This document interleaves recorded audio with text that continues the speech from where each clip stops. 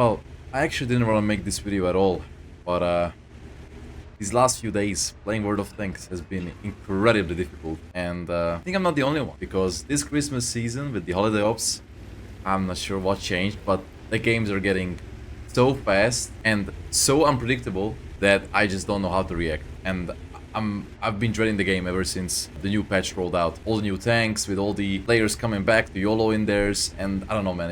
World of Tanks just not been fun at all. And to think about it, it might be me getting burnt out a little bit, but it feels like Wargaming's actually working towards faster and faster games. Every single update, there's like tanks getting added with different gimmicks that make the game play faster. For example, take the DZT rocket mechanic as an example. Like, that tank can literally take positions which should not be taken in the first, say, 2 minutes, and you can literally completely decline any advantage that the enemy team would take. You know, for example, you can use the rockets to boost the cliff in the middle or mines to the middle, and you can do so much damage, and it feels so unfair with other tanks, and it just feels like that thing completely breaks the old orthodox World of Tanks gameplay that we all love and enjoy, right? And it just feels like every single patch Wargaming puts out, this whole thing, it just gets sped up more and more and more and more, and it kind of kills the tactical aspect of the game, and it just becomes basically a team deathmatch without any kind of thought whatsoever. And I've been making guides for a long time, right? I've been using this channel for like 3 or 4 years already. Put out different guides on how to play this game, and I'm actually at a crossroads where I'm not sure I'm not sure if what I'm doing is good anymore, because I am struggling to react to these increasingly faster and faster games, and yeah, it's not been great, and I don't think I'm the only one. Please tell me in the comments if you're also being affected, and if you're also getting like your gameplay completely if your gameplay completely changed. Please leave a comment. And by the way, this XM is absolutely disgusting. Like, every second shot, you literally set someone on fire, or ammo wreck someone, or basically anything. It's basically a BZ-176, but it's kind of hidden behind a... I wouldn't say it's got a bad, like, body type or whatever, like chassis, but it's absolutely disgusting, this thing. And I'm gonna make a video about it very soon. I just been honestly dreading the game, and I don't even want to, like, open video editing software to finish that video, because it just... Yeah, and look, for example, this battle, 6-2. And I have a massive role to play why this battle is 6-2, because, well, I have 4 kills and I have 4k damage in, what, 4 minutes, and the battle is completely over. Now, was there any tactical depth to this game? No, I just rolled down the 1-2 line, I went hull down, I got Arty'd, and I killed like 4 people, and that was it. There was no tactical depth whatsoever. Especially after our guys just triple capped the base. I mean, do you think the enemy team had fun? Do you think my team had fun? It's not even just about these fast tanks like the DZT, right? It's also tanks like the XM. Once you get popped into tier 6 like this, there's literally nothing that the enemy can do. And I feel like there's a huge disparity between these tanks. Tanks have no weight in this game. So an RHM Borsig is basically worth the same in the matchmaking's eyes as the XM. They're both TDs. But the Borsig cannot do what the XM does. And the Borsig is gonna be always at a disadvantage when it comes to these very, very fast games where you have to be on the front line to be able to do damage. Otherwise, you're just gonna end up sitting at the red line and doing 0. Basically, that is also creating these very quick battles. And I'm gonna pull up a couple of screenshots here that I have, and you can see that certain tanks are just incredibly lost in the matchmaking because they do not get to see those matches that they should be in, because they're certainly getting outweighed by different tanks. For example, why does an FCM see a BZ in the enemy team? They're both heavy tanks, but these tanks need weight. Actually, let me pull up some of those pictures that I have. Screenshots that I took while playing the game, actually, myself. Oh yeah, here's a good one. Look at this matchmaking. Our team has a Somo SM, which is basically a tier E tank in the current meta. Like, pretty bad, right? And the enemy gets a BZ-176. We have a T-34-3, which is, you know, it's an alright tank. It can hold its ground. But the enemy gets a Burask. We get an AMX AC-48, which is one of the worst TDs in the game. And the enemy gets an ISU-152 with 750 alpha damage that can literally pen anything at this tier. And I mean anything at this tier, without aiming. We also get 2 Onis, which are completely useless, especially in tier 8. And the enemy gets a T-29, which is the most broken tier 7 in the game. I mean... Is there more that you should say about this matchmaking?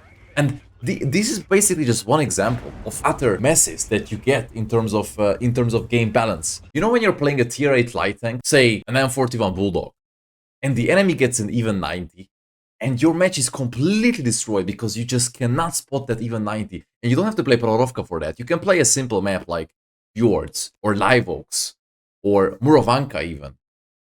And there's just nothing you can do against it. Or when the enemy gets TDs like Gonkiewicha or a T95, and your team gets like a Waffle Panzer IV or a Convoy who's not gonna go into the battle and die. He's just going to sit on the red line and basically support his team from a camping position, right? But it's not gonna win the game because you don't have enough tanks in the battle, right?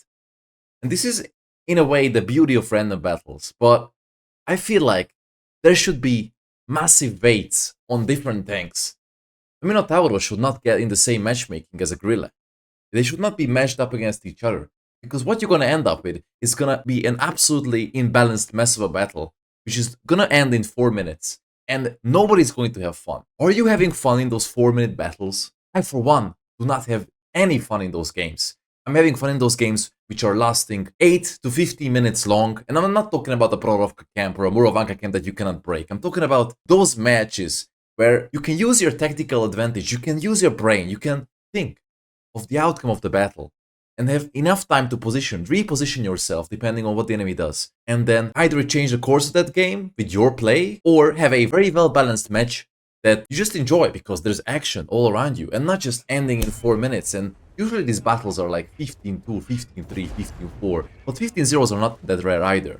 I would say it's been pretty rough. And honestly, I'm not really sure. I have a notion that Wargaming basically, you know, the shorter a battle is, the more consumables are going to be spent, aka the more credits you spend, aka the more credits you have to farm, and aka the more credits you have to farm basically means that you have to buy premium time, premium tanks, etc. And I don't think Wargaming wants to slow these battles down. Even though I have a solution to slowing battles down, and that would be basically to remove the rammer from the game. You know, the gun rammer gives you -10 to -13.5 reload on your tank. I would remove that outright. Because, in my opinion, lowering DPM, lowering the damage output of tanks, is going to lead to slower battles, because you're not going to be able to simply kill the enemy in record amount of time anymore. And by removing the rammer, you're going to gain access to a lot of different equipment setups that you might not actually experiment with otherwise, because you only have 3 slots for equipment, right? And with the rammer getting removed, it might actually be very interesting. That would be the first thing I would do. Removing the rammers from World of Tanks. Second thing I would do. I would nerf auto-loading tanks. I think auto-loading tanks, like the 57 Heavy or the Burask, are completely toxic. And the reason is that a Burask basically takes away half your HP. If you're playing a heavy tank at tier 8, the Burask will take away half your HP in a matter of, what, 2 seconds? And then it's gonna reload in like 19 seconds, come back and kill you. In the meantime, you could have maybe shot him like once, maybe twice if you got lucky, right? And I believe that's incredibly toxic. And basically, that is the reason why these battles are incredibly fast. So we have 2 reasons for that. Well, actually 3 reasons for that. The first one, as I mentioned, is that tanks need to have weight. A Samoa should not be seeing a BZ in the enemy team. A Bulldog should not be meeting an even 90 on Prorovka on the enemy team. An AMX AC-48 should not be meeting a XM in the enemy team. These tanks need to have weight. A Type 71, which is arguably the worst tier 10 heavy tank, should not be meeting an Object 279. If you add tanks weight, that means that the matchmaking is going to take longer to find you a battle. And I believe Wargaming is scared. The longer it takes to find a battle for you, the less people are going to enjoy the game, and the more people are going to quit because it will just take way too long for them. And they're gonna get impatient, leave the game, basically. The second thing is, teams are not really balanced in terms of player skill. And I don't want to have skill-based matchmaking. No, they're very far from it. I would like to have a metric, which we already have. The WTR metric is in the game, right? If you go to your service record, you click on it, and then big numbers gonna appear, 4 or 5 digits, there you go. You have that metric in the game. I'm not entirely sure. Could be, but I'm 75% that this metric is not being taken into account when matching against other players, but I'm not really sure, honestly. I wish it was the case, because I would like to have Team 1, Team 2 be matched up against each other with an average WTR that is roughly equal. The lower the skill difference between 2 teams, the longer the battle. The higher the skill difference between the 2 teams, the shorter the battle. This is the second thing. I believe, again, this is not done for matchmaking reasons, and because Wargaming does not want to make the queue times longer for random battles, because they're afraid that they're gonna lose the player because of him getting impatient and just quitting the game. And the third thing is that the rammer and tank balance thing, and tanks having way too much firepower nowadays, that thing needs to change. That Wargaming could change without potentially losing players in their own heads, right? Like, they're not gonna, people are not gonna quit the game because they removed the rammer, right? Or well, at least I don't think so. I wouldn't quit because they removed the rammer. That would potentially make it so that tanks will have less firepower. All tanks will have less firepower because the rammer is a central piece of equipment that basically every single tank uses. I love you, QB. But again, Wargaming is always doing things very slowly, in an orthodox way of being very conservative with their decisions. I think they may think of removing rammer as something very, very, very extreme and very radical change. I don't think they will ever do that. Now, back to the issue of those premium tanks, like the Burask, or the fresh released XM, or the BZ. You know, these are all tanks that are basically ruining the game for tier 6 and tier 7 opponents. I mean, when you're in a tier 7 tank, what can you do against a Burask, or a BZ, or an XM? Basically nothing. I cannot name a single tier 7 in the game that can do anything against these tanks. Maybe you can. But these premium tanks are never gonna get nerfed. And now we arrive to another reason why, I hate to say it, but I've been dreading this game for so long. Is that when you're playing these tech tree tanks, you feel that they are very, very weak when it comes to just, you know, one up tier or 2 up tier opponents. Say you're playing a Tiger P and you find yourself against a Burask. You have 1450 HP on the Tiger P, right? The Burask will YOLO in, do 2 shots. You have what, 240 alpha? Shoot him once. Burask leaves, comes back again, bam bam, and you're dead. And you maybe gave him like 480 damage. And I feel like that's way too much. And that should not really happen. And Wargaming is taking way too long. They're taking way too long to balance regular tech tree tanks up to level with these premium counterparts. And this has always been a problem. I felt like recently there was a lot of updates that were coming to the game that were rather positive. So I think the map reworks were rather great. They were also updating some older tanks and got them up to speed, which was also great. I really enjoyed it, and I think it's the right step in the right direction. But I believe they should be a lot faster with this. And I believe that we should have small buffs and nerfs every single week. Say, you have Friday. You designate Friday as your small patch day, right? And you have these small buffs and nerfs happening on that day. And then you have 1 week to monitor how tank stats changes. You know, you can monitor the win rate, the damage per game. You can monitor a lot of different things. And I assure you, Wargaming has the tools for that and everything. They know what they're doing. But for some reason, their approach to the game is so conservative. I mean, take League of Legends, for example. You have a lot of little updates happening very frequently that are buffing and nerfing champions.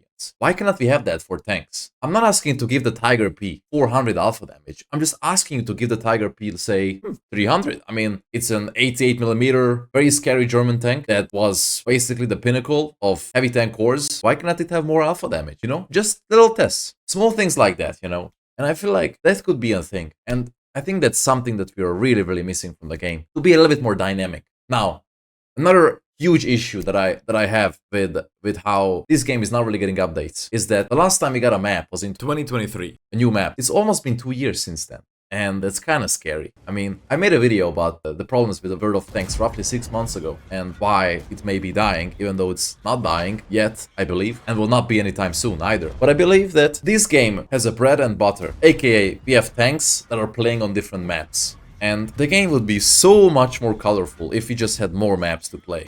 Because we are playing the same maps over and over and over again. And to amplify that issue, and today, is that basically Wargaming is rolling in these tested maps into the game. And these tested maps are pushing the normal versions of the maps out of the queue. For example, Siegfried Line. Every single time I play Siegfried Line, this map has assault and normal game modes. And every single time I play Siegfried Line, it's always a tested map. Every single time I play Karelia, has a normal game mode and an assault game mode. And the last time I got Karelia Assault was literally 3 months ago. And there was no information anywhere about this. So I feel like such stuff should be a lot more highlighted in their approach towards the player base. And we definitely need new maps. I mean, this game used to have so many old maps that were removed from the game for different reasons. I'm not asking Wargaming to put these maps back into the game as they were. But some of these maps were actually working. For example, this may be controversial, but Stalingrad. Apart from the political situation that's involving, you know, that country. That map I really, really enjoyed because it was a little bit different. You know, it had these little streets, it had the shore, the beach. It was quite fun, in my opinion. It had this open... It doesn't matter. Stalingrad might be a fun map. I'm not telling Wargaming to put this map right back into the queue. I'm just telling them to use at least the outline of the map, name it differently, put some different obstacles, mix things up a little bit. Or the old Asian maps that were in the game as well. Those are also awesome. I think they offered very good variety gameplay for multiple different tanks, so many different tactics and so many different positions that you could play from. And these maps are not really corridor maps, right? They had 10 different angles, and that is, again, an aspect that Wargaming has been trying to kill off in the game. More and more maps are getting this kind of corridor type. Well, I would say, we can go through all the maps right now, actually. I'm very interested myself. The problem with corridor maps is that it artificially propels the two opposing teams against each other in a direct engagement, which when we look at how imbalanced teams and battles are, ends up very frequently in one team's favor, and we get a game where you have to chase damage or fall back almost instantly, because the battle only lasts 4 or 5 minutes. The gameplay on these maps is extremely limiting, giving you almost no chance for flanking or surprising the opponent, not to mention that they're terrible for any tank without armor, as these maps are being dominated mostly by heavies and armored TDs who you can't even pick against. Let's see if they're actually corridor maps or not. Abbey, corridor map. Airfield, corridor map. Berlin, corridor map. Cliff, roughly, almost, Let's say it's a pseudo corridor map. El Haluf, again, pseudo corridor map. On the better side though. Empire's Border, corridor map, Ants, corridor map, pseudo, corridor map, again pseudo because you have the Ghost Town actually I really like. It's a very nice blend. Glacier is also alright. Highway, yeah, again a blend. Corridor map. Karelia plays like a corridor map, even though you have a lot of like a big open field, but most of the tanks cannot use that open field because you don't have enough camo and the enemy has light tanks. Lakeville. Corridor map, Live Oaks. Again, the map seems quite big, but you have a huge lake in the middle that cannot be used basically by only light tanks, right? So I would say corridor map. Malinovka is a really good map, even though there's a lot of big camps that are happening on either side. Corridor map, corridor map, corridor map. Oh yeah, new Mountain Pass is absolutely horrible, by the way. I don't know, guys, if you like the Mountain Pass rework, but I think it's been completely butchered. Murovanka, again, I enjoy playing Murovanka, but lately it's also been kind of weird, and the matches on this map are incredibly quick, because one side just gets pushed for the aforementioned reasons that I already highlighted. Outpost is a corridor map with an interesting field. Overlord, meh. Oyster Bay, corridor map. Province, I don't really play because it's low tier. Prohorovka I still love and enjoy every single time I play it. Pilsen, corridor map, corridor map. Corridor map. Redshire, pseudo. I still enjoy Redshire, I think it's still on the better side. Corridor map. Safe Haven is terrible, corridor map. Seine River is pretty okay. Serene Coast is pretty okay. Westfield is my favorite map. Tundra is a massively corridor map.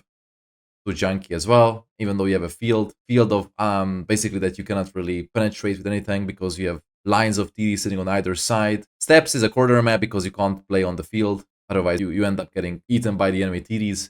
Siegfried is a corridor map with a field again that can only be used by fast tanks. So you understand, what I'm trying to say is that we need more maps like Prohorovka. More maps like Westfield, more maps like Murovanka or Malinovka. We need bigger maps. We need more diversity. And let's actually take a look at all the maps that World of Tanks used to have. I'm sure some of you are gonna remember these ones. Every single map that used to be at some point in the game, in random battles. That is. I'm gonna zoom in a little bit. If you scroll down all the way, you're gonna see the maps that they removed. Winter maps. Oh yeah, this is something also that I wanted to kind of understand why it's not a thing anymore. You know, back in the day, maps used to have winter versions, and that was such a great flavor for the game itself during winter time. Like, Ruinberg used to have Winterberg, Himmelsdorf used to have Winter Himmelsdorf.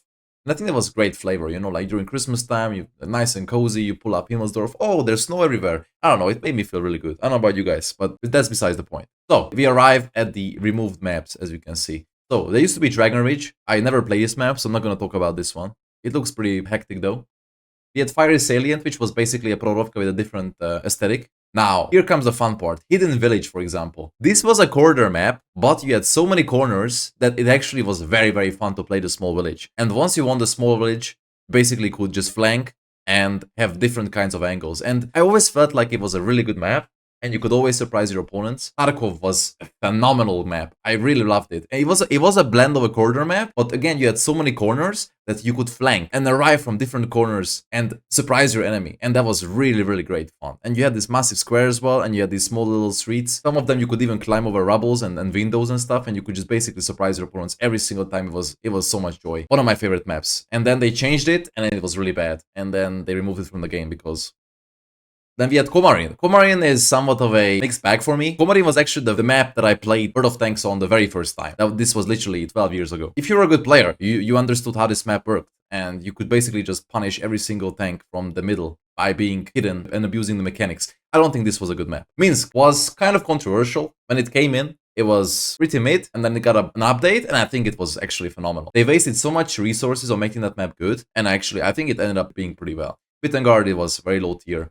Northwest was something I also really liked, loved and enjoyed. It may seem like a corner map based on the layout, but again, you had so many of these different corners that you could surprise your enemy from that it didn't really feel like it. Now, they started adding these corners to Oyster Bay, and I feel like Oyster Bay rework was a massive success, and I really have to praise Wargaming for that. But for example, take a map like Fisherman's Bay. You still can only cross this main street in order to get to the enemy. And if you cross the main street, then you will get shot from the other side. Or Erlenberg. You basically cannot push, only if you push into the main street. There's no flanking around whatsoever because you're gonna get punished from their campers. You know, Ansk also has those like little corridors that you can still surprise from, especially the rails in the middle. I think it's pretty good. But then you have maps like Mines in high tier. Like, how are you supposed to play this game? On Mines, for example. Like, it's, yeah. And then you have maps like Outpost, which got a little bit better with the rework. I think the Outpost and Oyster Bay rework have actually been phenomenal.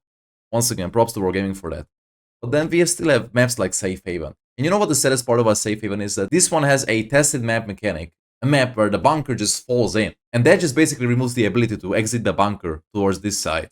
And I think that completely kills that map. Even without that, that map is terrible in my opinion. Anyway, what I'm trying to say is that you had all these maps. You had Sacred Valley. And this is a map that I was actually talking about exactly. Because if you look at the layout of the map, you had one heavy tank corner here. You had like a medium tank corner up there.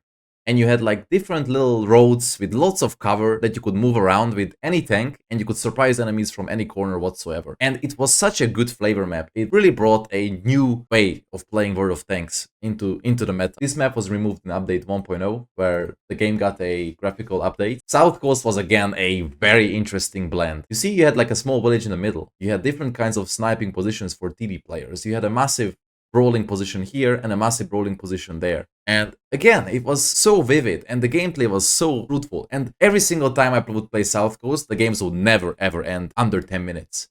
And that was great because it brought some tactical aspect to the game. It brought out the tactical aspect of World of Tanks, which is the reason I started playing the game in the first place. Because I really enjoyed being in a tank and driving into a position and just waiting what the enemy does and then reacting accordingly. You know, like chess. And I feel like the game has been losing that aspect more and more and more every single year until we arrived at this point where the average game is like 4 minutes.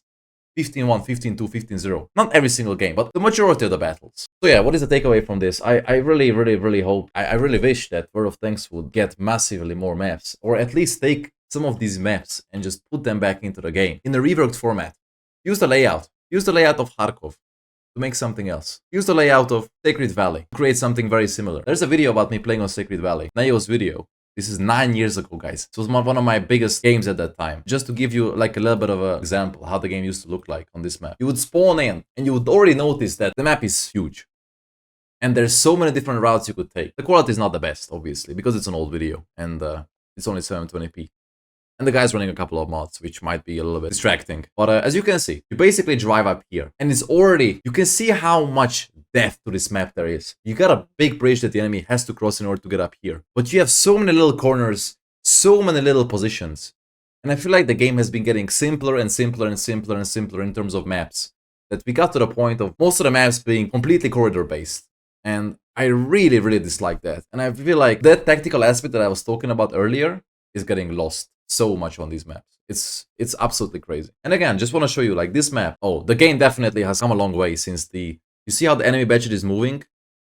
The game engine could not really cope with that. And now that's massively better. So again, props to Wargaming for that. We have to give credit when it's due. And again, if you pay close attention to the map, what is happening is the score is 1-4. But that is not a problem. Why is it not a problem? Because it's an encounter. And the cap is in a place where you cannot cap rush because the enemy is going to reset every single time. And that is again adding an aspect to the game back into play that has been long lost. I think most encounter maps are terrible because the enemy can just cap rush and then cap in 3 minutes. And the other team, if they don't have the positions for that, they just lose instantly. But for example, take this map. The enemy heavy tanks might be destroying our heavy tank flank, but we still have the control over this side that I was talking about. This upper side. So we will be able to reset the cap in case they go for it. Which means that the game is not going to end up being a 4 to 5 minute battle. Which means that people are going to have more fun. There's going to be more tactical aspect. There's going to be more fun. But I feel like Wargaming is speeding up the games. I'm not sure if they're doing that intentionally or unintentionally. It would make sense if they did intentionally because again, the faster a battle is, the more consumables are bought. There is a shorter downtime because players are getting more and more engaged. Most importantly, these quick and action-packed games may actually push players to spend more on gold ammo, because if you're in a fast scenario, you are much more likely to load gold to make sure that you secure as much damage and as many kills in that short amount of time possible. Let me know your thoughts about this in the comments. And now it's time to talk about something else. I played a bit of low tiers recently to do Object 260 missions, and the putrid toxicity that low tier artillery constitutes is absolutely disgusting, and this problem gets more amplified when two arties are focusing you at the same time. Say you are playing a tier 7 heavy tank on steps. You arrive at the flank and you get spotted naturally. And the moment you get spotted, you start getting completely bombarded by both Arties in the enemy team. And they're not doing that much damage to you, say 100 to 150 damage every shot. But the problem is that they fire every 20 seconds. And with the new cruise skills and equipment, you can have unmatched accuracy.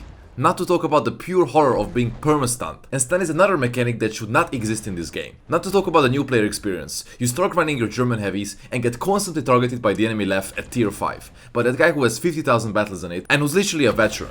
And you sit there not knowing what kind of nightmare you just woke up to, as the left perma-tracks you and keeps you in place, not allowing you to move away. Really? Is this how we're gonna keep the new players? The stun mechanic does not make anybody happy either. It sucks to be on the receiving side, but I cannot imagine that Arty players' joy in the wake of seeing someone get the downtrend arrow either. Why is this still a thing in the game? It is so incredibly annoying, and I know many people who quit the game because of this. And you know what is the most annoying out of all? When two Arties are constantly spamming you. You're about to go in for a very important peek, you just use the medkit, and literally half a second later, you get hit by a Kong GC for 25 seconds of stun. Seriously, there's nothing more annoying in this game when that happens. Unfortunately, Arty is a class that way too many people enjoy, and Wargaming has a hard task balancing it. Fair enough. But removing the Arty missions at least for the Object 260 and 279 could be a start, along with removing or at least softening the stun mechanic a little bit. This would go a long way, as people would not be forced to play this class anymore. Please tell me what you think about all that has been said in this video. I am very interested to hear your opinion and your take on the game. What would be your solution to make the 4-minute battles go away? And how would you change low tier artillery? Special thanks to all of our channel members. You can see their names on the screen right now, and thank you for watching.